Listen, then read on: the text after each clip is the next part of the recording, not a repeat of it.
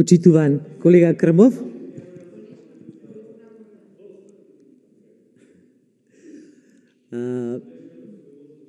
како пратеници во прв мандат овде има и поискусни пратеници, дали на крај памет ви паѓаше дека ќе работиме 20 часа до Сабајле, то сигурно би работеле кога би носеле некои закони кои што се од добропит за граѓаните.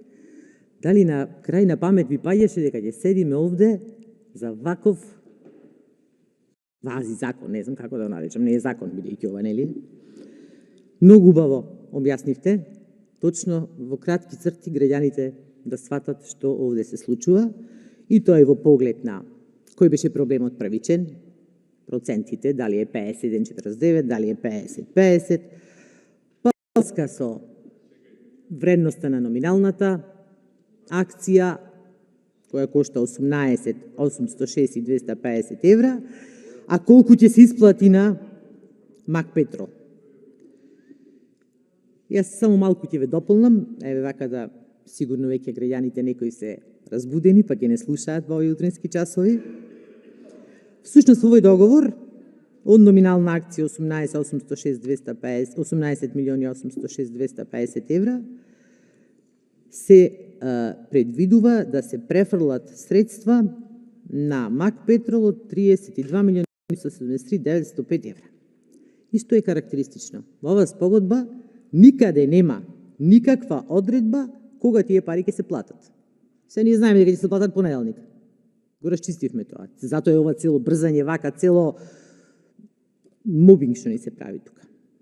Дури нема ни парно и ладно е. Нема ни услови за работа. Меѓутоа, ако земиме вака правно да гледаме, во спогодбата такво нешто нема. И се што може да се случи. Се отвора простор во иднина Мак Петрол по пат на извршен налог да го превземе капиталот на Национални енергетски ресурси Скопје или бивши МЕР и така да настапи монопол во однос на испораката на газ во иднина, што за нашата земја би била една страшна ситуација. Исто јас малку начнав и во мојот говор и вие тоа го допревте. Овде заради разликата во номиналната вредност и оваа вредност што ќе се исплаќа, се јавува капитална добивка која треба да се плати по стапка од 10%.